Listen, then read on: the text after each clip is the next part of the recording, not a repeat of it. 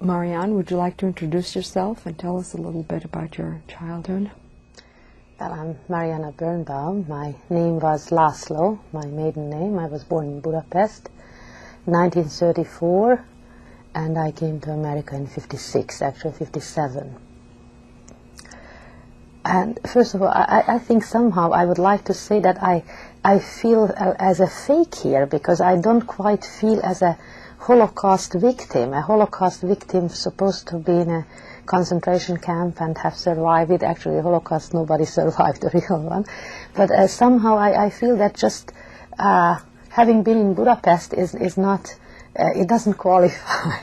And the story doesn't qualify in many ways. But then if I think about it, that it has really affected my entire life. And there is not one day or parts of the day that I don't think about it, or somehow I don't react or respond, which has something to do with that past, then somehow I am somewhere a victim. And it was certainly not just the war, but it was special things other than just the war.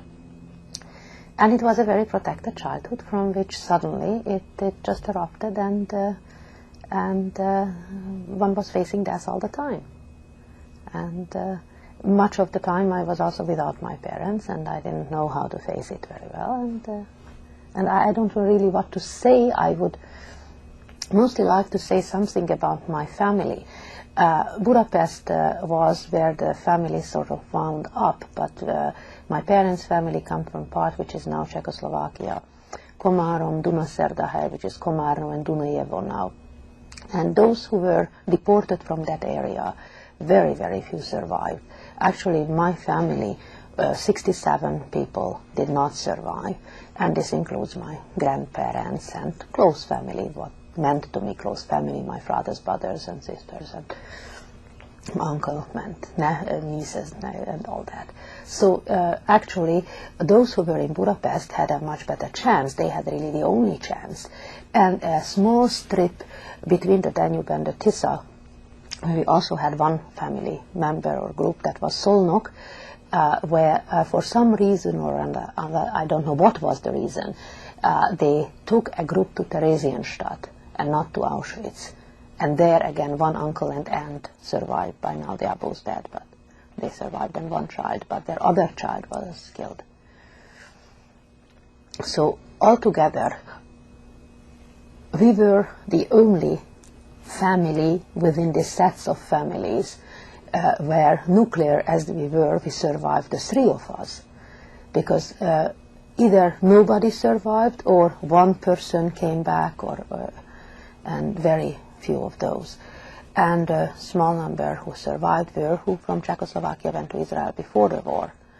And that was one of my first conscious memories of what's going to happen, because the entire family got together and they all wept, saying that they will never see these people.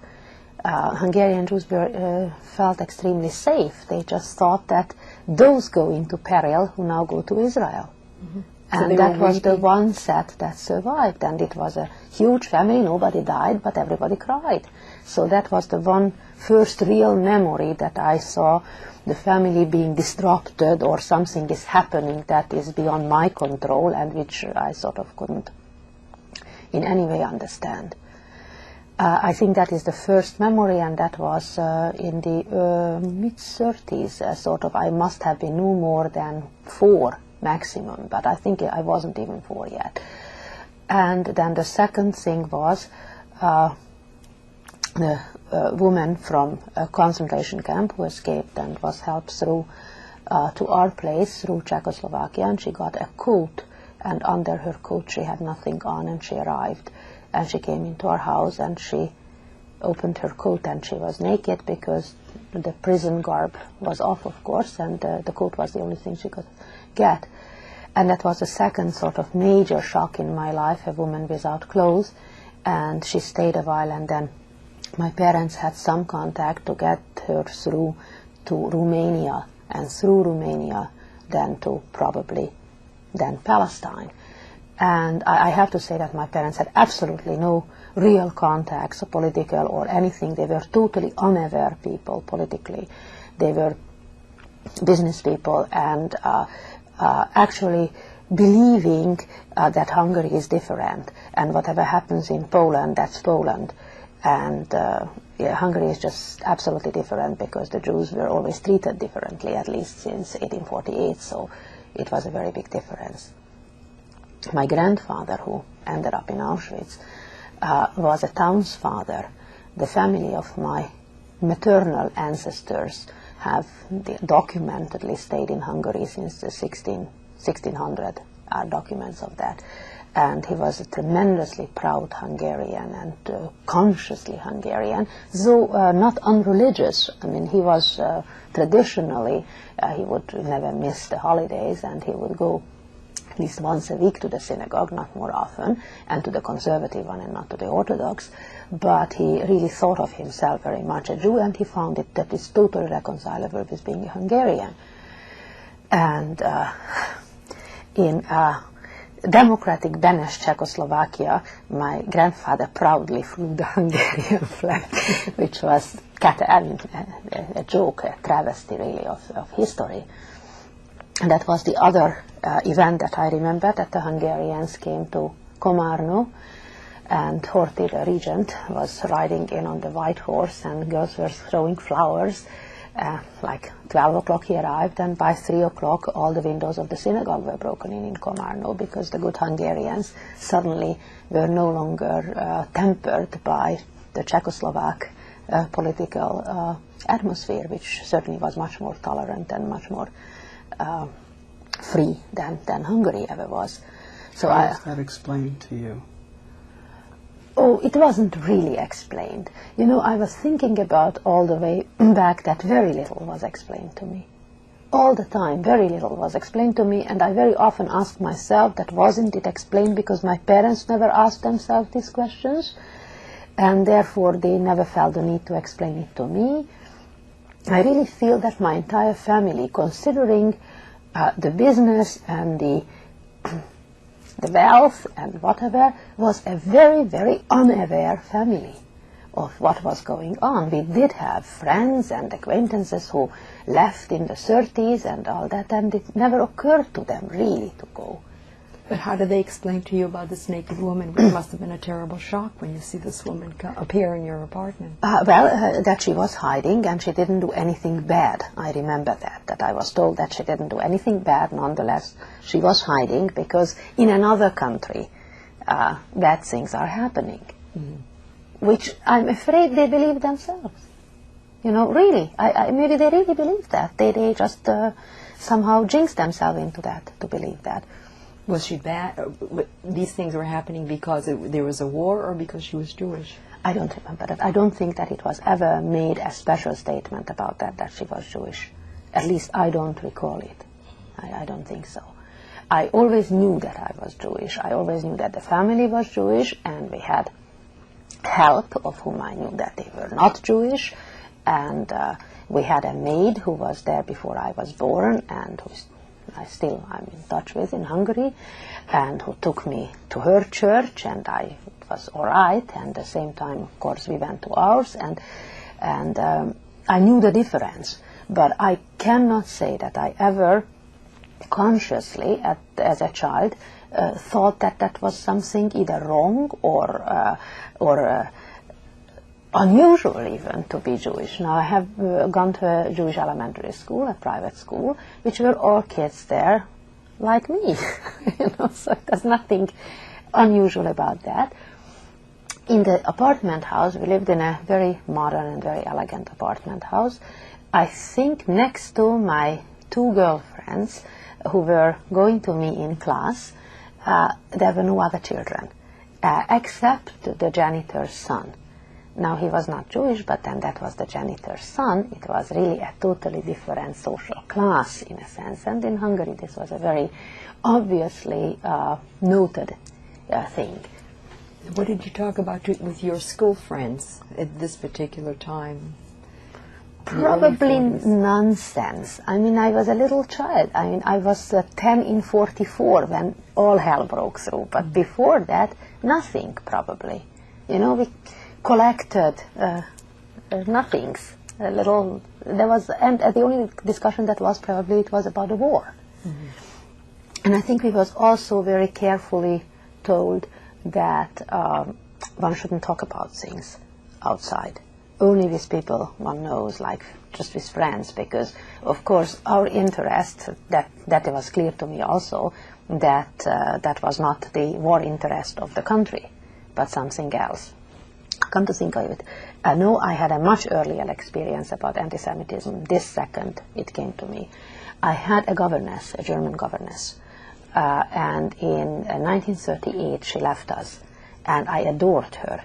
And she was beautiful and blonde and tall and Austrian, and she made a clear statement that the Führer called her, and she can no longer serve at a Jewish family, and left for Austria. And I knew that that was a real feeling of abandonment and rejection. I absolutely felt that, I'm not sure that I really felt that I was abandoned because I was Jewish, but I remember that that was the statement. And your parents did not try to explain her position or why she's leaving? They just took it as face value? Yes. At least I don't remember. I don't think that they explained. I really think that everything came to me in a very shocking manner because nothing was explained. And what was the great shock? What was the first shock? The first shock was the March 19th, 1944. Around 6 o'clock the telephone rang, and my father picked it up, and I could see it. My room was open, the door, and he sat at his desk, and he turned pale, and it was a Gentile friend calling him and telling him that the German army came in. And it is really shocking, I think, for anybody who ever collected material from Eastern Europe, because by that time millions were dead, and that was the first thing that really happened to Hungary. Now, in our family there was one more thing that happened.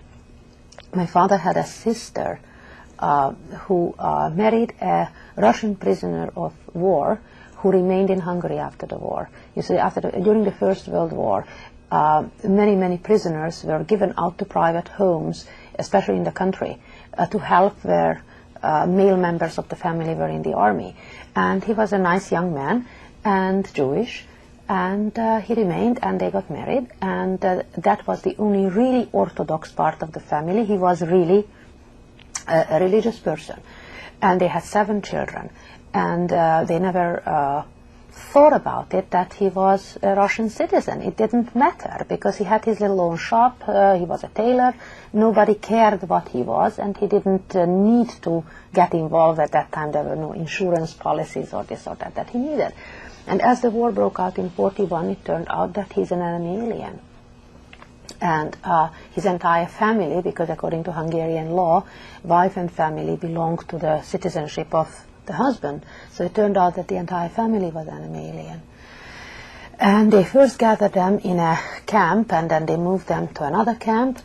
And then it was said that the whole group, which was several hundred of people, I don't know exactly how many, will be moved over and thrown over, that's what they said, to the Russian side, and the Russians will just simply accept them. And there was one Gentile young man who was very much in love with the second oldest girl, and he followed this group, and he was hiding, and I don't know if it's really a mill or only I remember it as a mill, as a story, but I heard him, or I heard about when he came back. Anyhow, he watched from the 3rd floor of that, I think it was a mill, that around the border, but not really at the border, they made them dig their own graves, and they were all shot in the grave, and the graves were very hastily covered, and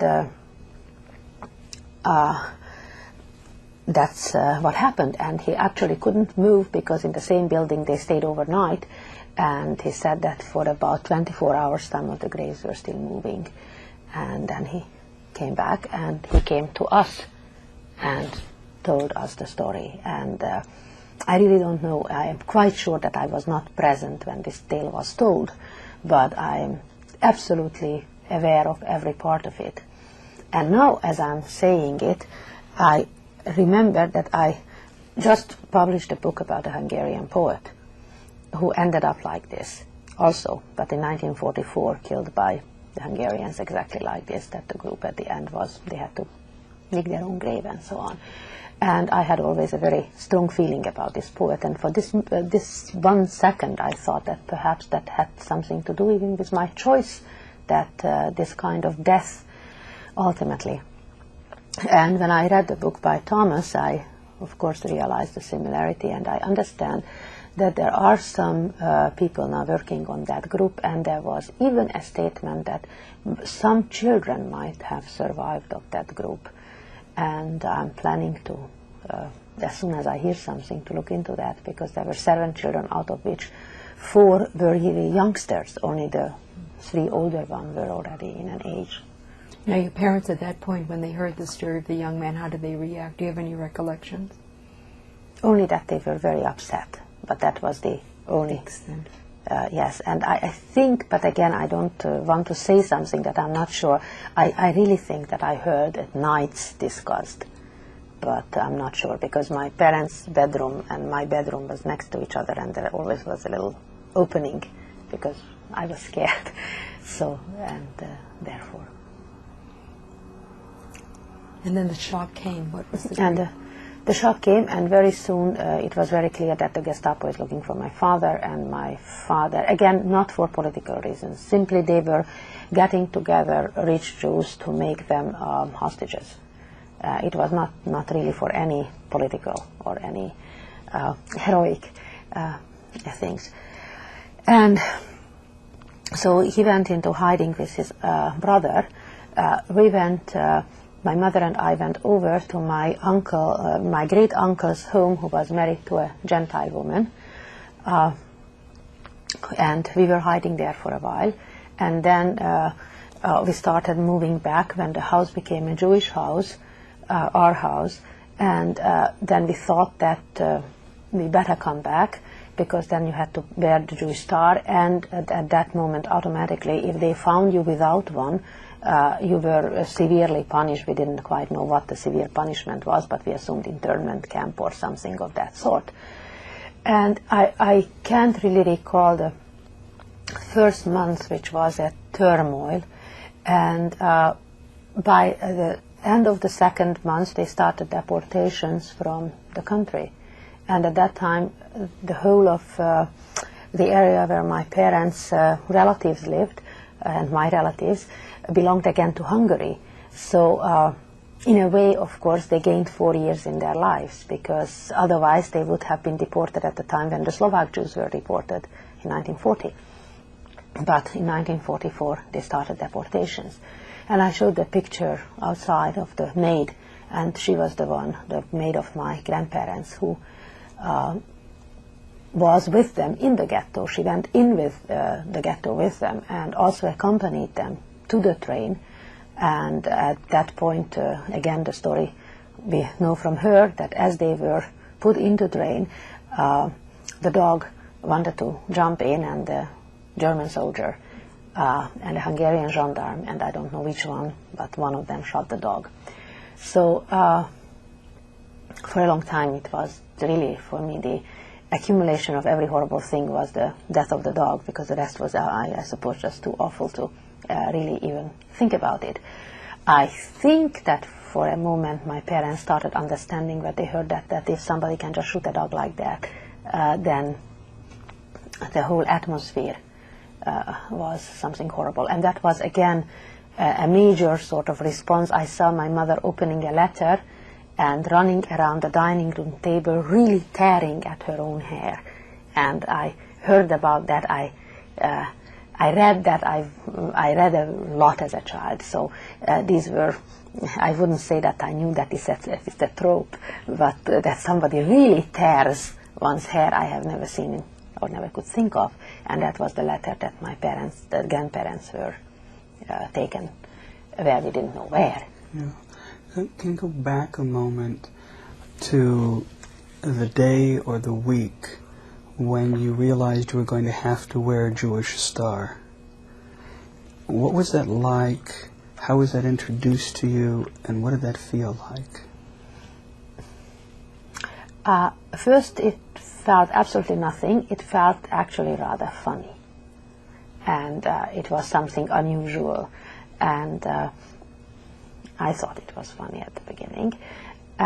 It became less funny when I wanted to get on a streetcar and I was told to go to the last compartment. On the other hand, I also saw very interesting things in Hungary. I saw an older man getting up and letting my mother sit down in the streetcar with the Jewish star, sort of rather ostentatiously. There was no reason for a quite old man to stand up, and my mother was a young woman at that time. And then Jews were not allowed to go into the ice cream parlor. That is another event, because I was very small. I was standing in front of it, and it belongs to the truth. A German soldier came and took me by the hand and ordered me an ice cream. And of course nobody would refuse a German soldier. And then he walked me out and left. And I was totally, I wasn't even terribly impressed, but I told at home, and they were not just impressed, they got terrified. They got absolutely terrified that what could have happened to me. And I just thought that was a nice man who bought me ice cream. So the idea that you were different from your other friends, well, my other friends wore the star. All the stars, but other people in the street, yes, other people didn't wear so the star. No, and that of course became obvious. And then very soon, you couldn't move. You were allowed to leave 2 hours, and I don't think I moved very much at that point, because they went out to shop, and it certainly wasn't I who went out to shop. So, and I can't even say what happened in the next couple of months, and then came the absolute horror, namely October 15th. At that time my father was already separately going away, and they tried, and my mother was taken one place and back. We all tried maneuvering, and I suppose that being with a child was extremely hard. We gathered all kinds of papers. There were papers for Portuguese and Spanish and Swedish and Swiss citizenships, which were sort of protected houses. And again, if you belong to the wealthy, then you had several such, and most probably they didn't have any real value, but you thought that it had some value, and if you had none, then you just sat in the Jewish house or were moved to the ghetto. And that was one thing that my parents were totally committed to, the idea that they will not go to the ghetto, because that much they finally understood, that the ghetto can be just lifted, because that's what happened in Komárom, and that they will not do. And the Russians were very close. In September, the government was already formed in Miskolc, which is like 120 kilometers from Budapest. And everybody thought and knew that it's just a matter of a couple of months, and one tries to survive. And on the 15th of October, the regent actually asked for a separate peace with the Allies. And there we had again a day of absolute euphoria. That was a Sunday. It started in the morning. Everybody heard it, all the loudspeakers. We couldn't have any more radios, of course, but there were loudspeakers, and everybody heard it. Typical of my parents, that my mother was running around this time in tears and saying that my grandparents will come back now, and everything is over, and they will all come back. So they really believed that. This is before she received the letter about the Oh deportation. yes, no, it's long after. Long after. 3 months afterward. Mm-hmm. Yes. That they were now at some undisclosed place, and the way they took them there, the way they will bring them back. It is just an internment or labor camp or something like, there are horrors that you absolutely cannot visualize and believe, and there were not so many things known at that time. Mm-hmm. I know today that Vrba escaped from Auschwitz and went to the Pope, but they didn't know. So they just simply didn't believe. When I came out, I looked at the journals in this country, and I saw that very much was written up. Nonetheless, the American Jews pretended that is not really as sad as it was. I mean, there were aerial photos, there were all kinds of things here that could have given information. And the Hungarian Jews were really, by the time it happened, they were totally locked up, because everywhere there were Germans, and Hungary was the last country that was occupied by Germany. It was a very eager ally until the last minute. So anyhow, my father took the star of the house, not because of heroism, but because he was the tallest. And by 3 o'clock, Horthy was arrested, and the Aerocross party took over, and that was the last, really, the massacre of Budapest Jews, because until then the Budapest Jews were really not touched, with all the restrictions, but they were not touched. And then my father and my uncle were hiding, first the Gestapo, in a Gestapo building for a lot of money, a German building that kept Jews. And then it turned out that they are collecting those Jews, so they escaped from there.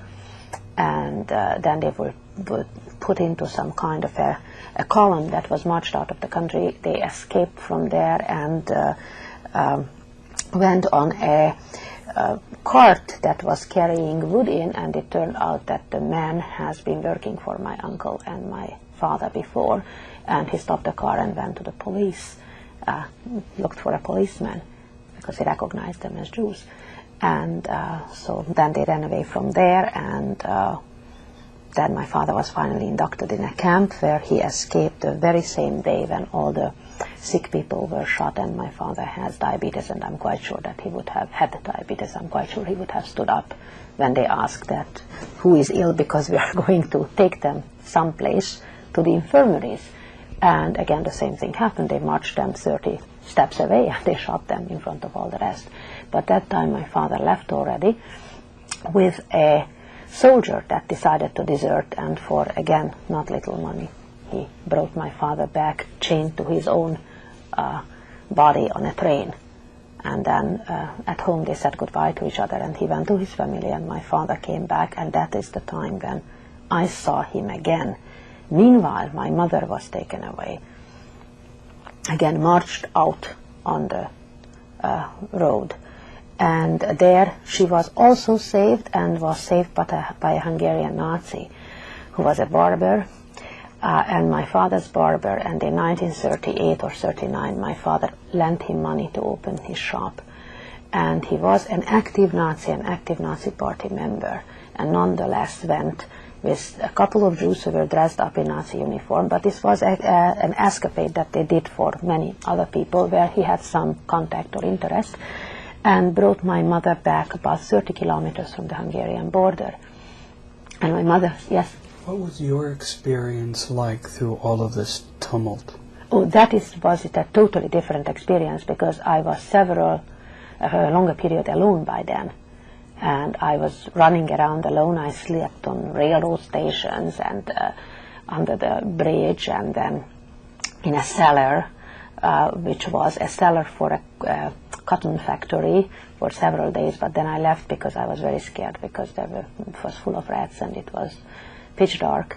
And as I mentioned, my door used to be open as a child, and there were no doors open, and I had to keep it dark, because from the street you could see there are these little windows usually when you go by. You see it in New York, where they have storages down underground.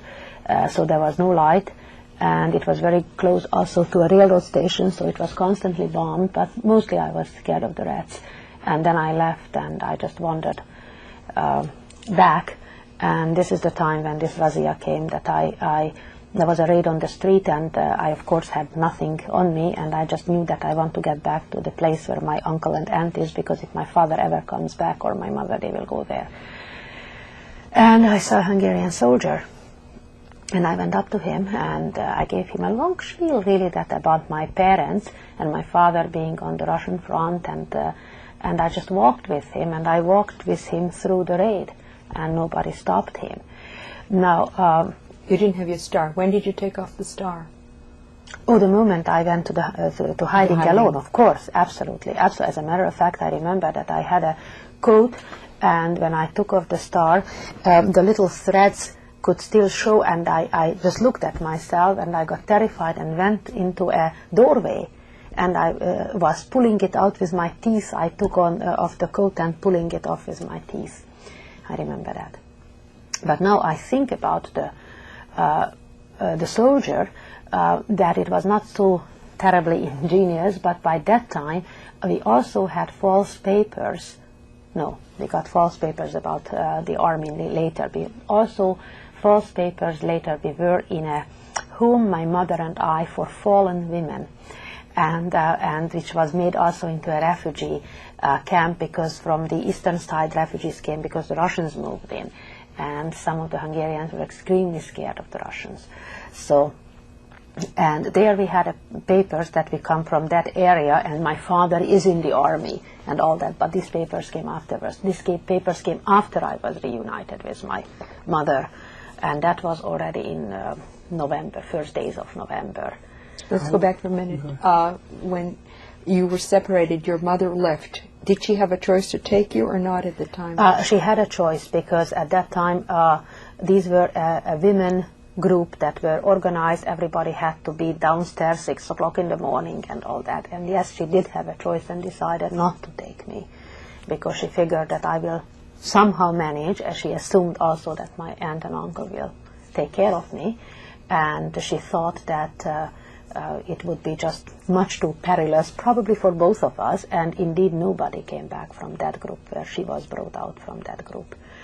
This Nazi went several times back and forth the whole of the Hungarian main highway, screaming my mother's name, and my mother heard it a couple of times, 2 or 3 times. She heard it in the 3 or 4 days that they tried to get her. They never dared to announce herself, because nobody knew her there, and she only saw the car. This man was stupid enough never to get out of the car. And others whom she didn't know were screaming her name, the Jews dressed in a uniform. And when the one time he got out of the car, my mother hoped that maybe she gets a package or something, so she got out, and then he brought her home. And then the very last part we spent really in Diary of Anna Frank fashion. So it was not quite 2 meters. In a cellar of the house that my uncle owned, a communist bricklayer built up a wall at night. It had to be, because the cellar was used otherwise. On single bricks stood up on the side, not flat, because it would have taken more, and the bricks had to be brought in clandestinely, but they could be picked up because the whole city was in rubble by then, so they just picked up bricks from everywhere. And they whitewashed the wall, and while we were standing behind it, like Aida, and there was one brick at the end on which we got in some food, and the army camp toilet was put in front of it, a movable one, and the janitor of that house, which was owned by my uncle, brought in us food, I mean 1 slice of bread with margarine on it for each of us every day. We were there for 6.5 weeks, and with 1 bucket, which was our toilet for 6.5 weeks. And well, we didn't eat very much. So, and whenever anybody came in, and very soon everybody came in, because the siege of Budapest was such that everybody lived in the shelter.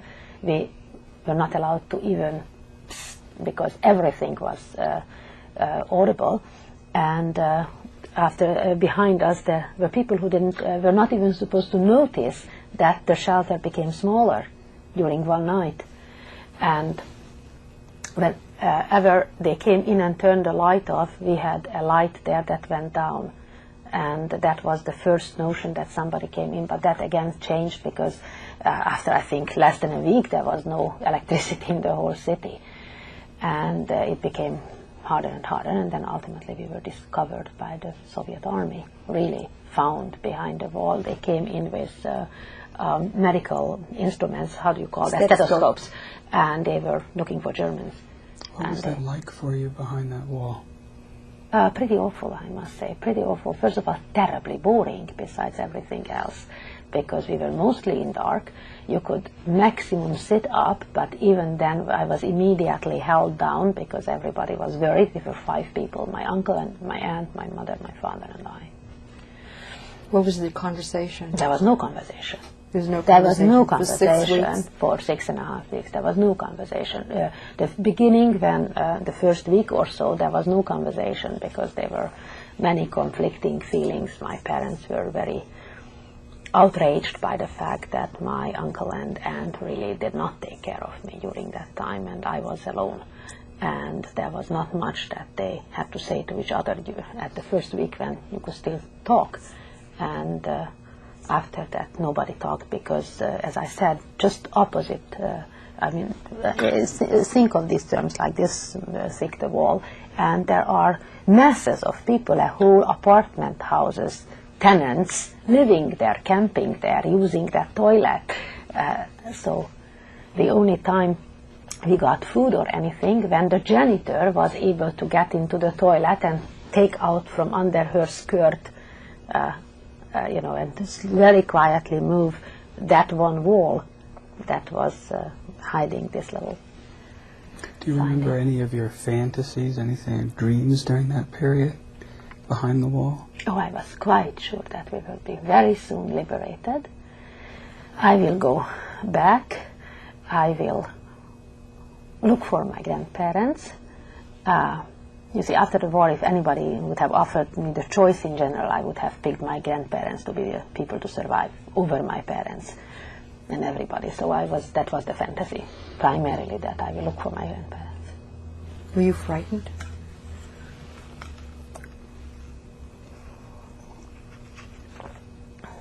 No, not really. Because if I think about it, that it was constant bombardment also.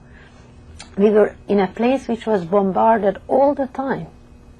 And there was a door-to-door siege, and we heard nothing else but these horrible cannons. And we knew that if anything happened, we are really walled in. And I don't think so. I think that there were so many overpowering fears that I think not terribly much. I think absolutely the most scared I was in the cellar alone with the rats. That is the forever, memory. Did but your parents I still don't like to sit down, except behind this, so that there's a wall behind me. And for a long time I could only go to sleep when there was a whole loaf of bread at home.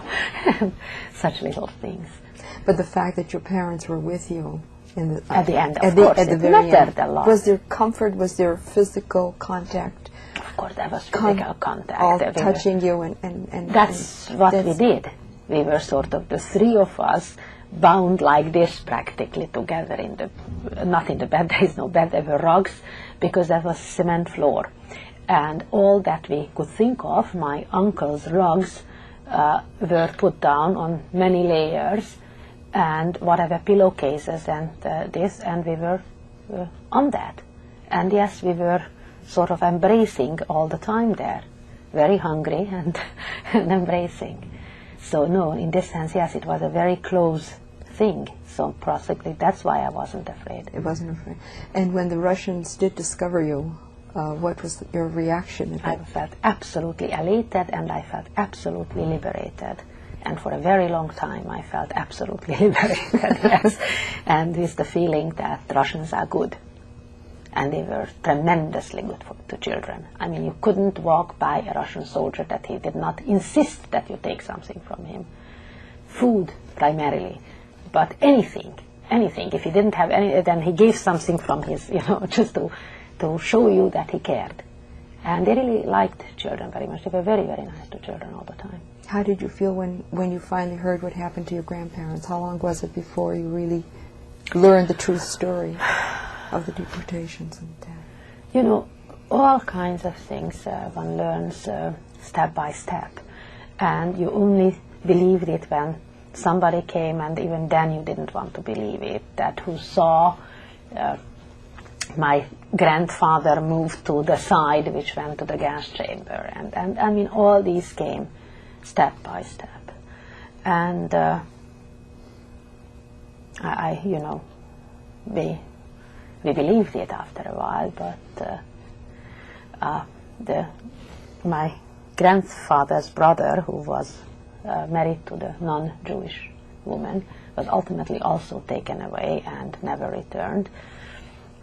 And his wife was waiting for his return for 10 years or so, and constantly came and sat and told my mother that, isn't that horrible that every rotten, awful Jew returned, only her devoted husband was killed.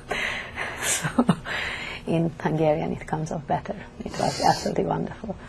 And then we found out how my uncle died, my mother's younger brother.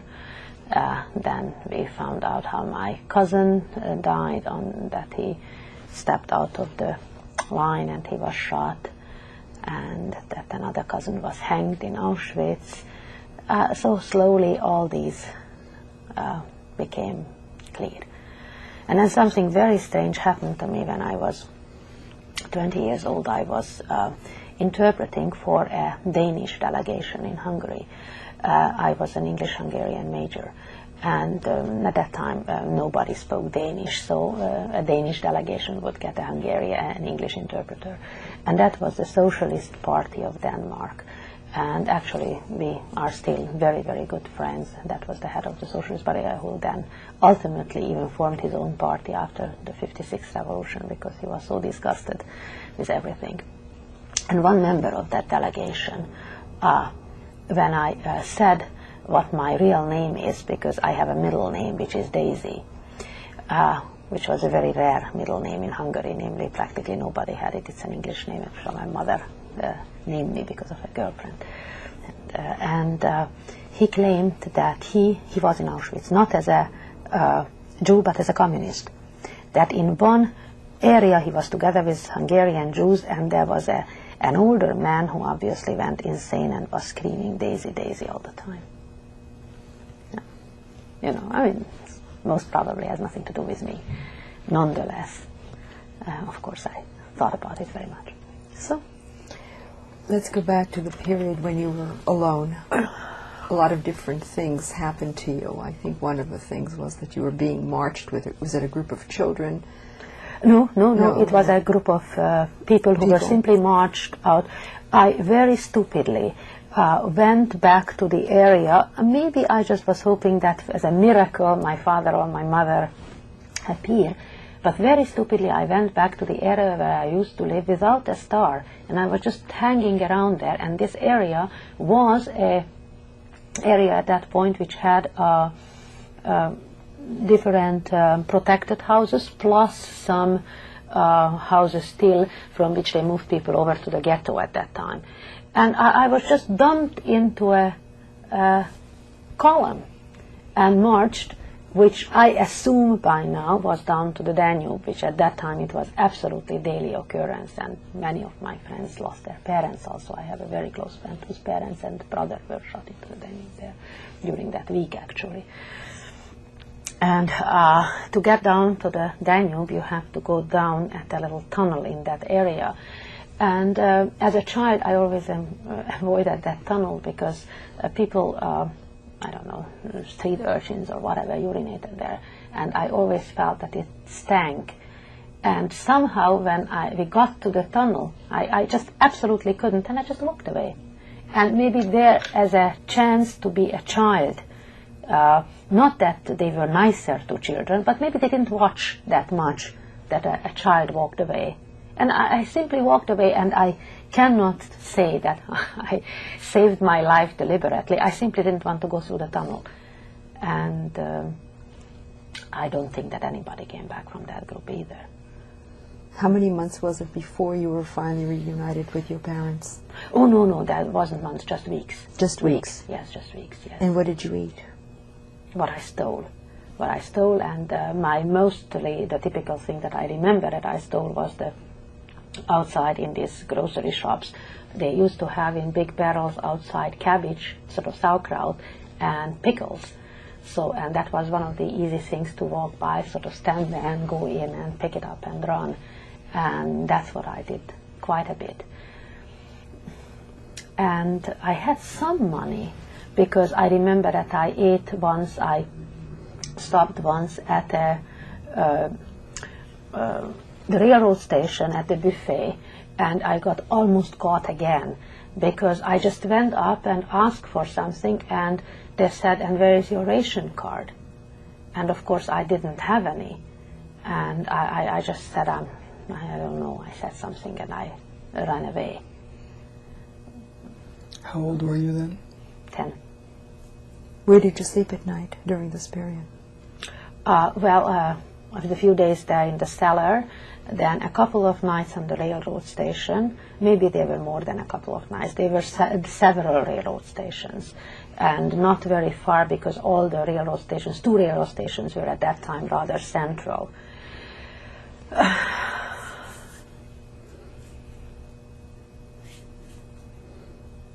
I slept 2 nights or 3, perhaps, I don't know how many, on the top of a house which was bombed.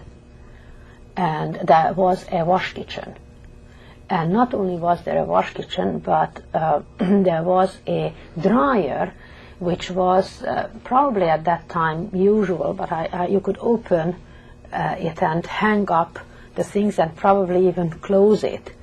And I know that I slept there. Inside the dryer? Inside the dryer, yes. But nobody was there because it was chained even off the top. Mm-hmm. But I can't really, it's interesting because I can't recall. And there were not very many weeks, but a few weeks in between. And then when you finally met with your parents at your uncle's house, what was your emotion? Absolute. Just euphoria to the ultimate. Absolutely. And my mother was totally yellow and pale and everything, and she came in a coat which had a big cut here because with a bayonet she didn't go fast enough or something, but it was a fur-lined coat, so she didn't really get hurt, but all this was awful. And she was extremely weak, and they walked them all the way without any food, and my mother certainly was not a very sportish lady. And my father was extremely thinned down because both he and my uncle were heavy diabetics, and of course there was no insulin and nothing, so they practically didn't eat to avoid not to have a diabetic effect. If I remember correctly, you mentioned something about chocolate. Oh, well, that was when we were hiding. When we were hiding down already, then we had a friend whose name was Jekish, who was a very strange type of person. He came from an Armenian family and knew my father very well. They had some business together and business partners. He saved a lot of Jews during the war and also a lot of communists during the war as a matter of, just simply Pimpernel attitude. And Pimpernel was written by Hungarian. So, and he broke into, with a number of other people, into the biggest Hungarian and most elegant,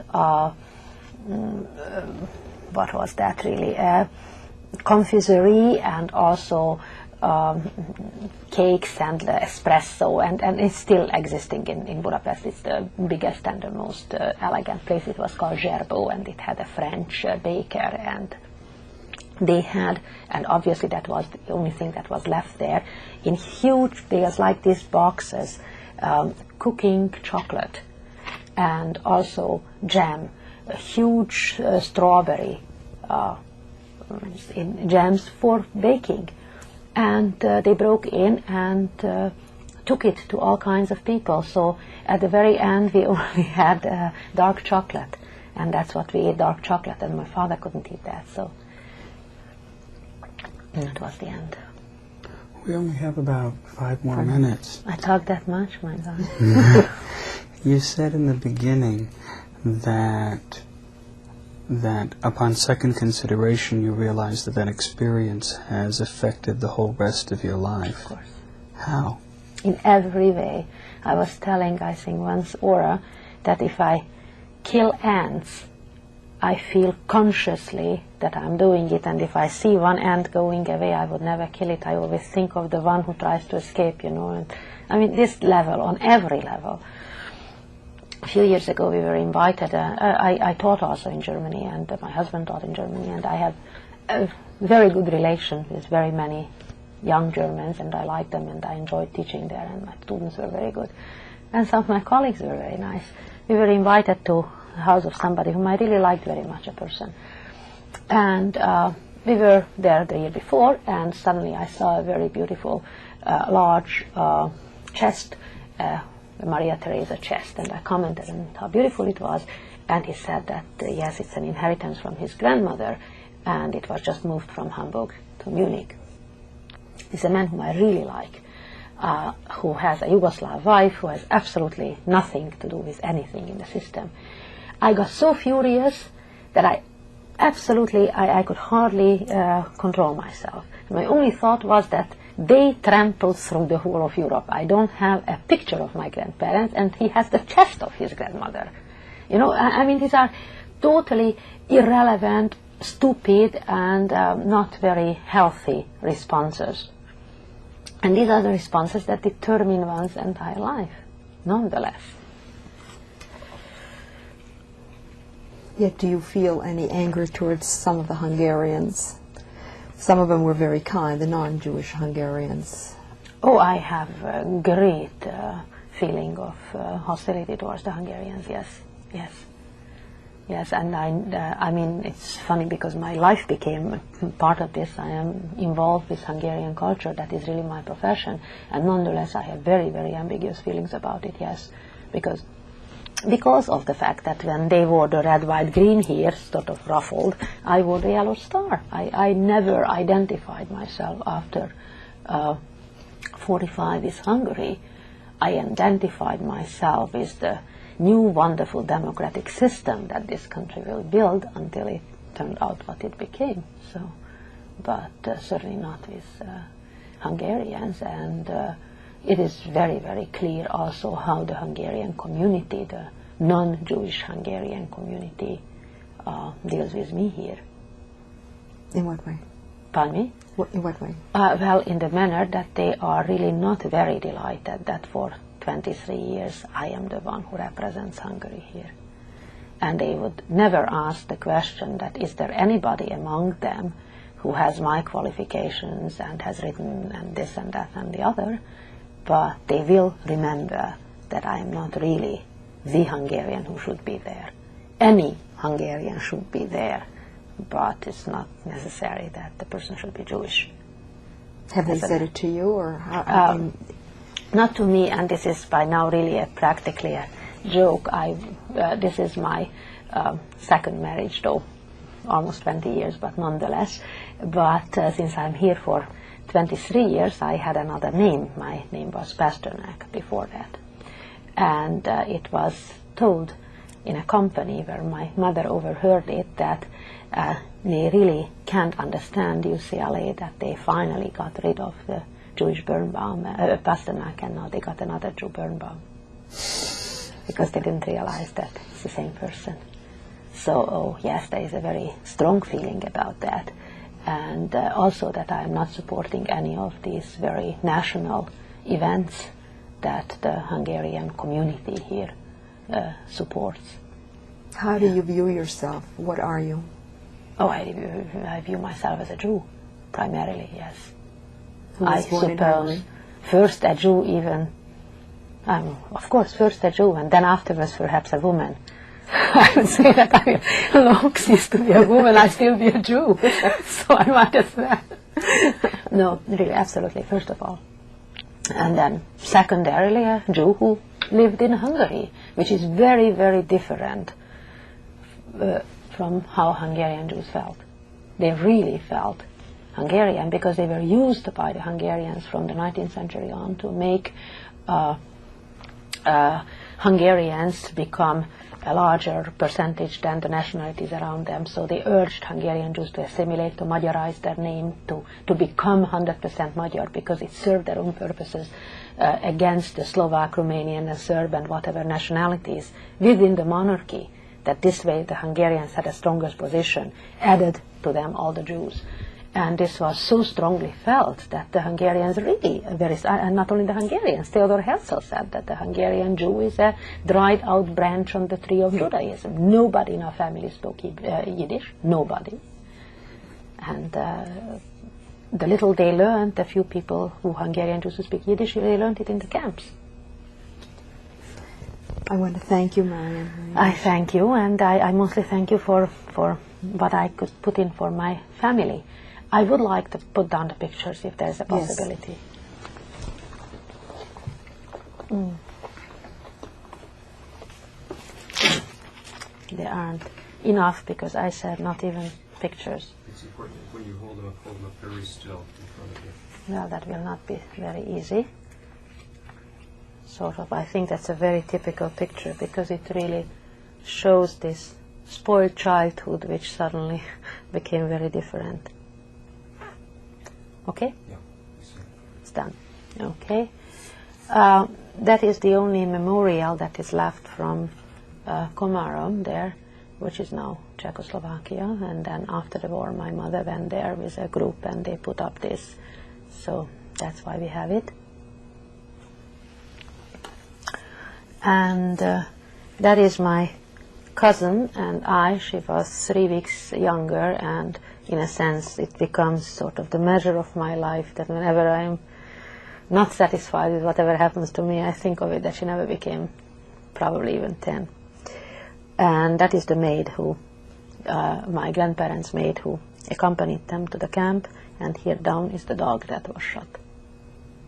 So.